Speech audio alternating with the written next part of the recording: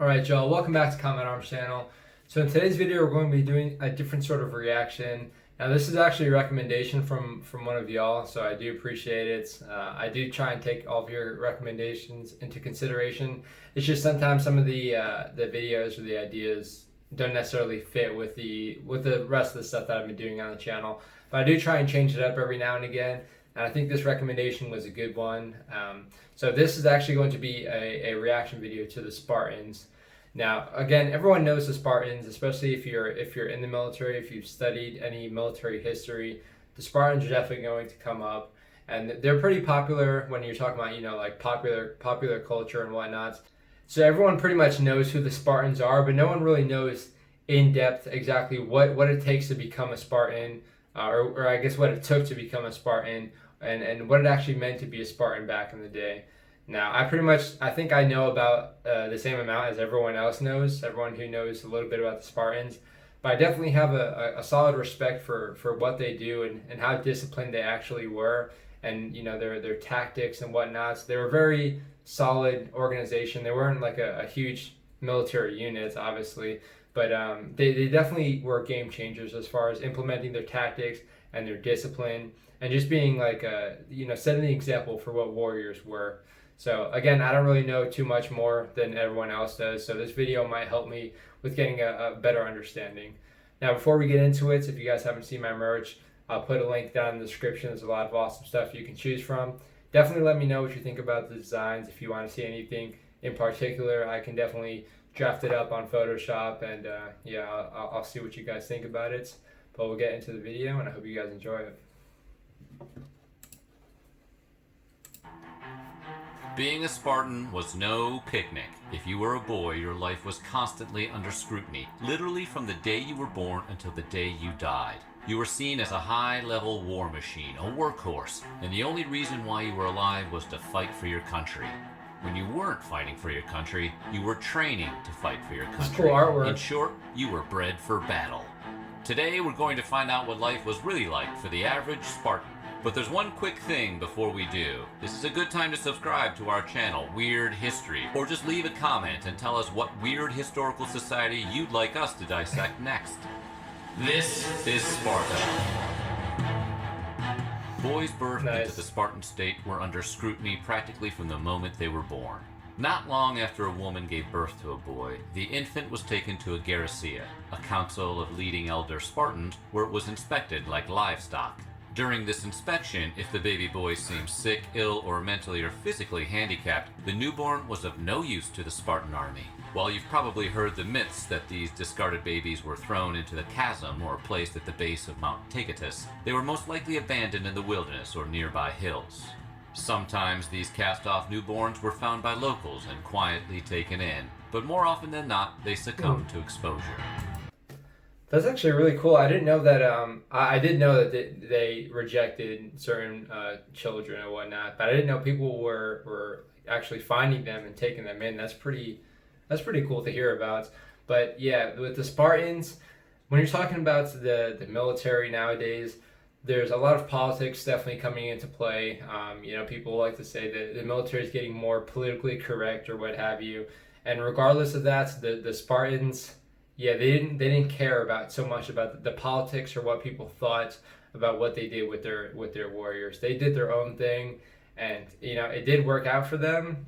It is brutal to hear about it, especially in today's time. People can't really imagine that sort of warrior culture where you're literally bred from birth and almost handpicked to be a warrior for life, and it's hard for us to wrap our minds around it. But I can definitely get a good appreciation for that sort of mentality of really picking warriors and breeding them from birth. Again, it is pretty brutal, and I wouldn't recommend them doing that nowadays, but it is pretty cool, and it gives you a solid respect for what they actually were and what they actually went through to become a Spartan.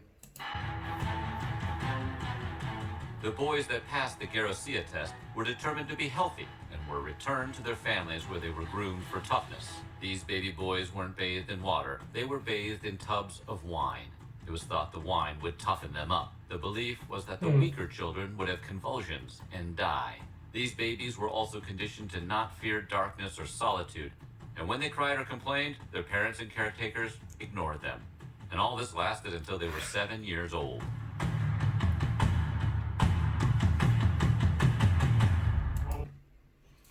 Okay, so being a dad myself, that is pretty hard, and it's kind of sad to hear about. Again, I can appreciate why they're doing certain things, but it is kind of sad. I mean, again, it's crazy to think back in the day they didn't really have the infrastructure so much to take care of people and take care of things. So when you're talking about 400 BC, which is when the Spartans were prevalent around that time, that's when things were, people were more warmongering. It was a land grab. People were just going out and doing things. Politics weren't necessarily involved so much because everything was pretty much like rampant. Things were crazy back in the day. And you have a little bit more, security and life security now, just because, there's certain measures to prevent certain things from happening. And obviously there's, child services and whatnot. But back in the day, it was pretty much, okay, we have this land, we have this stuff, we're going to do what we can to protect it, even if it means, making our children uncomfortable. Life was pretty rough for a Spartan boy the first 6 years of their lives, but it was the best years of their lives compared to how they were treated by the state, which owned them once they turned 7 years old. This was the age where the real military training began. At 7, the male child was enrolled in the Agoge under the authority of the paidnomas, a Spartan term which translates to a boy herder. This boy herder was a magistrate charged with supervising the education of these young Spartan warriors. Sounds weird. The Agoge was split into 3 divisions. The Paids, which were made up of boys aged 7 to 17, the Paidskois, aged 17 to 19, and the Heboi, aged 20 to 29. Some sources indicate that there were subdivisions by year, even within these classes. In the early paid stage, Spartan boys undergo an intense training regimen. Through this 10-year course, they were forged into fearless warriors, schooled in survival tactics like hand-to-hand combat, war strategizing, and hunting. Female Spartans weren't subjected to quite the same program, but they were trained in dance, gymnastics, and javelin throwing, so they would be strong, healthy mothers. After all, Spartan women were in charge of giving birth to the healthiest future warriors possible. No pressure, no pressure, no pressure. Okay, and yeah, again, when you're talking about Spartans, there's not a whole lot of emphasis on the actual females themselves, just because everyone thinks of Spartans as like the warriors.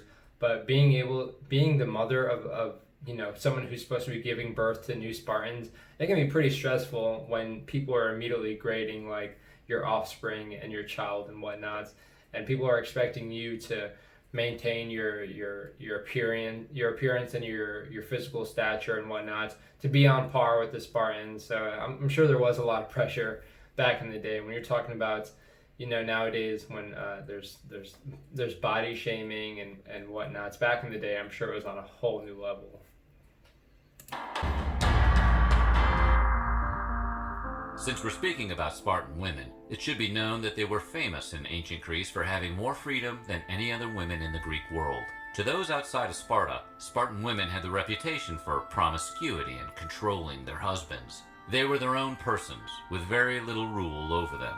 Spartan women were even able to legally own and inherit property. They were usually better educated too. And while it's confirmed that Spartans practiced infanticide if newborns were thought to be unhealthy, it's unclear whether this applied to girls as well as boys, although testimony from Plutarch implies it did not. But instead of being turned over to the state for military training like the boys, it's likely that girls were simply given back to their mothers immediately after birth.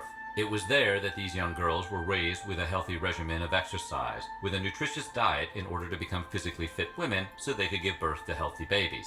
As for the aforementioned healthy regimen of exercise, Spartan girls were trained to make themselves as strong as the boys who were getting in shape for war themselves, although the young girls stopped short of combat training. Instead, the physical training for Spartan girls consisted of learning how to properly ride a horse, running, wrestling, throwing the discus and javelin, and trials of strength.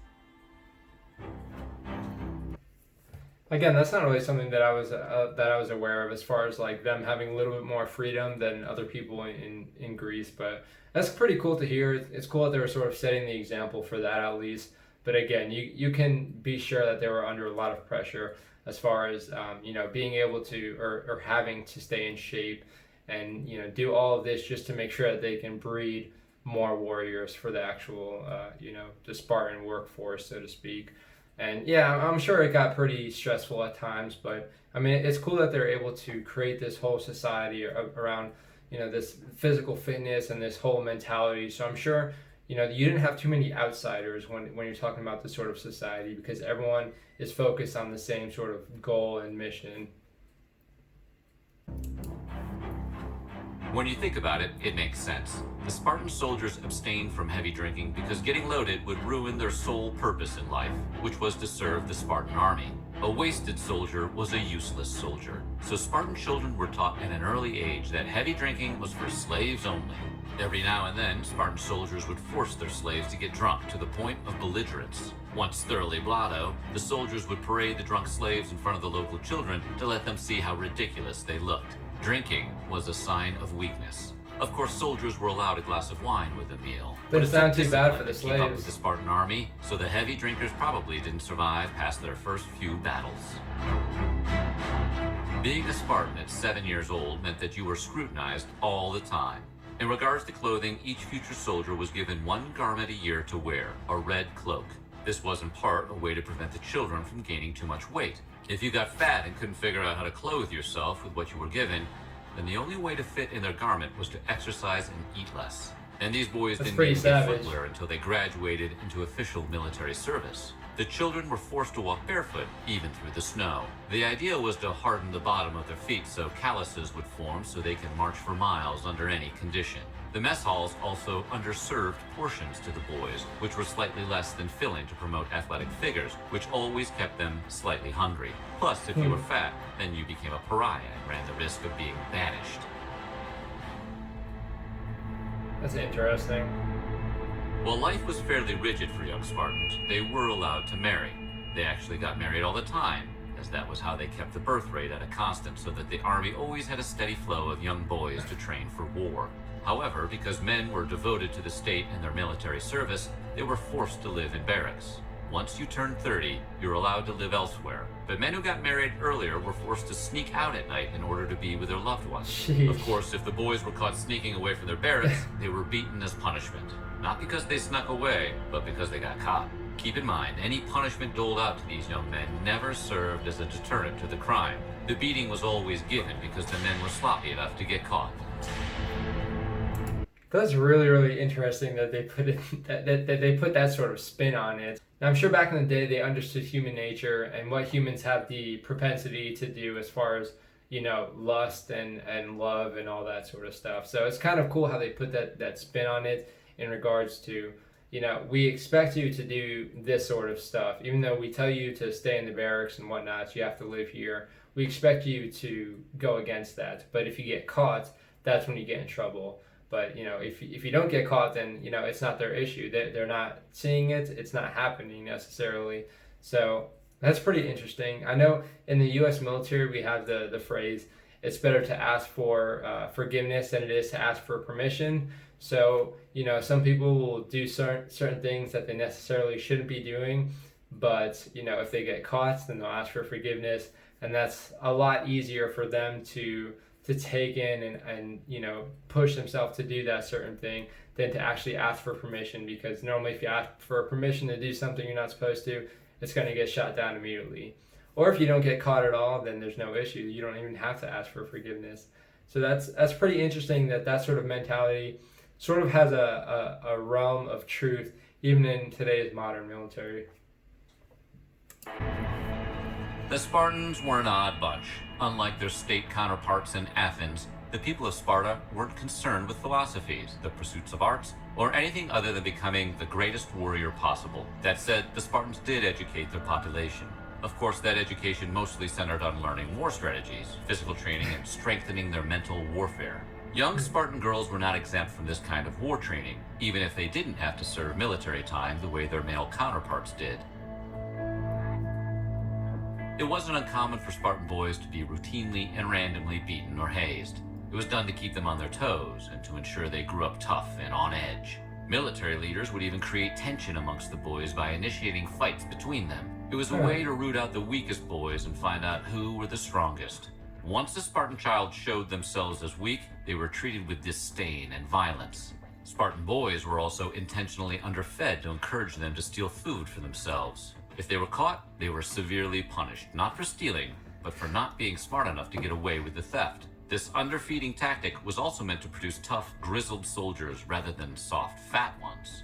Scarce rations also let the boys get used to hunger, and this prevented those hunger pains from being a problem during battle later in life. Now, again, that does sound very savage, but I can appreciate a lot of what they're saying. So in today's military, hazing is a big no-no. If you're doing any sort of hazing, if you get caught doing anything that even remotely resembles hazing, it's going to be a bad time. Now, growing up in the military, I was definitely hazed at a few points, but at the same time, I don't know.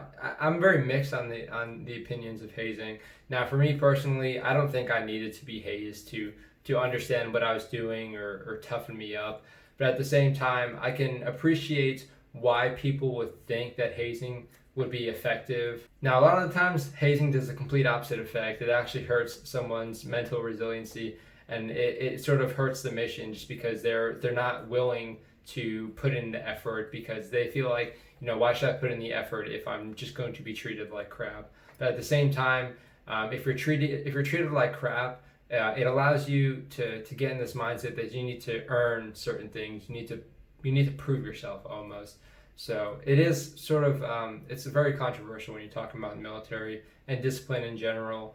The general consensus is it doesn't work, but I can definitely understand why people would get the idea that it is effective. Now, they're also talking about, their classes and how they do, classes on military strategy and being able to maintain their resiliency. They're talking about how they're underfed, so whenever they're actually in combat, if they get those hunger pains, they can sort of push through it. And I can appreciate that. I know mental resiliency is a big thing that the military in general struggles with. In the U.S. Army, we have resiliency trainers. I'm actually one of them. But you have these resiliency trainers who sort of help people with their resiliency and give them tips and tricks to help them out in certain situations. But with the Spartans, it seems like they just nailed it into them. Like, you will be resilient because we're going to force you to do things that you might experience in combat.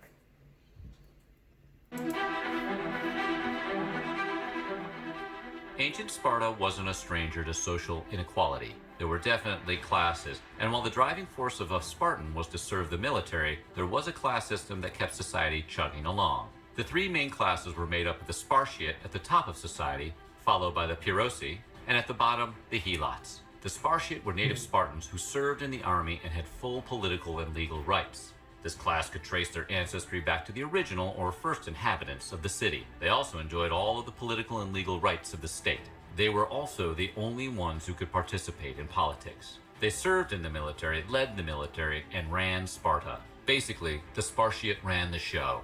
Next on the social food chain were the Pyrrhosi, who were often foreigners. They were the traders and blacksmiths who produced weapons and armor for the military. The blue-collar Johnny Lunchboxes of Sparta. They were taxpayers, they had rights, and they could own land. They even had the right to learn how to read and write. The Pyrrhosi served in the military too, just as everyone else. The Pyrrhosi weren't warriors, though.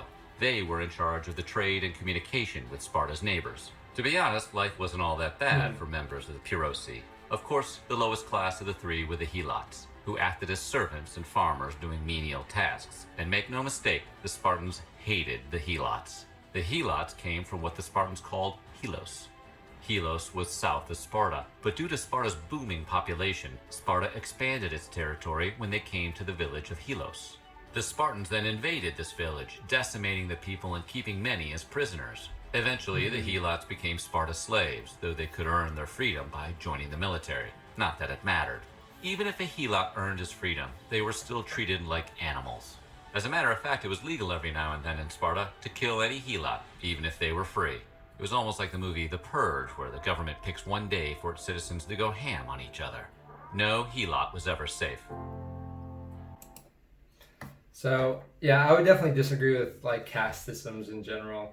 Again, you sort of get into the whole human rights aspect of people being equal to each other, which back in the day it wasn't necessarily that pertinent, but luckily nowadays it's definitely become more pertinent, and people have more of a voice to talk about their basic human rights. And it's awesome being in the United States where you have this constitution that gives people these rights. It literally lists it off like this is what everyone is capable of doing as far as voicing their opinions and protesting and everything like that. And they weren't too sensitive about this stuff back in the day. And people would argue that, you know, it was good because it created this sort of order in the society. But I think it definitely hurt their society in the sense that, you know, you could have these people in the lower caste who were natural leaders or natural warriors, and they had this mental resiliency because they're used to working hard and everything.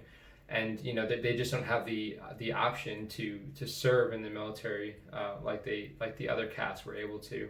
And I think it definitely hurt their society because, you know, instead of picking from this larger pool of people who might be, you know, amazing leaders and whatnot, you're narrowing that and you're only picking from a certain selection of people. And again, those people were sort of grown up to be good leaders. They're taught how to be proficient in tactics and war fighting. But at the same time, you have people who are born to be leaders, people who are born to be warriors, and they weren't able to do their thing just because they were born into a lower caste. Thanks to having a servant class in the helots, Spartan women were free from most domestic duties. If they weren't mothers, women kept themselves occupied with pastimes like competitions that judged them on their singing, dancing, throwing, wrestling, and other various sports. According to Spartan artwork and drawings, the girls competed in these activities nude. It's believed that Spartan girls also competed in Gymnopedia, a yearly festival during which naked youths displayed their athletic and martial skills through the medium of war dancing. The event was introduced in 668 BC, concurrently with the introduction of the aforementioned naked activities. Naturally, a lot of these competitive activities and sports were organized to attract Spartan men, but the feats were also designed to prepare them for motherhood. So what do you think? Would you be able to live the life of a Spartan? Let us know in our comments below, and while you're at it, check out some of these other videos from our weird history. Okay, so I think I would be a decent Spartan, but at the same time, it's hard to sort of make that call because, again, Spartans are grown up from birth. And, you know, as an adult in modern time, it's hard to be able to make that call just because, you know, you weren't born into warfare, into combat. You weren't treated like crap. So you might struggle with the whole resiliency. You might struggle with acclimating to the mindset and the society. But at the same time, I can definitely appreciate why they do what they did. And I can appreciate that whole warrior society because you have countries now who have like a mandatory conscript, so you have to serve in the military at some point. And it's good because whenever you get out of the military, everyone understands what the military is like. Generally everyone, because, you know, everyone has to serve at some point. So everyone has a good understanding of what people have gone through. Even if they had different experiences somewhat, they can actually wrap their mind around it. And I would say in the United States, since we don't have that draft or that conscript, there's a lot of disconnect between the military and the rest of the society. But I can imagine back in the day, especially in Sparta, everyone had a good understanding of what everyone else was going through. So, I mean, there's perks to being in a society like that, but at the same time, you're definitely limited in what you can do just because of how you were born, really. But this is a really cool video, and this is an awesome video idea. Now, I'm definitely going to try and do more reactions to these sort of ancient warriors because, you know, in modern militaries, we base a lot of our tactics, a lot of our warfare based off of what these people actually created. So these are sort of like the trendsetters and, you know, the origin of why we use certain tactics or weapons or strategies nowadays. So it's very cool to see how they did it back in the day. And it's very cool to see how they actually developed these tactics based off of what they're actually going through. But definitely, if you guys have any recommendations for any warriors, I know I definitely plan on doing the Roman legionnaires and maybe the Japanese samurai.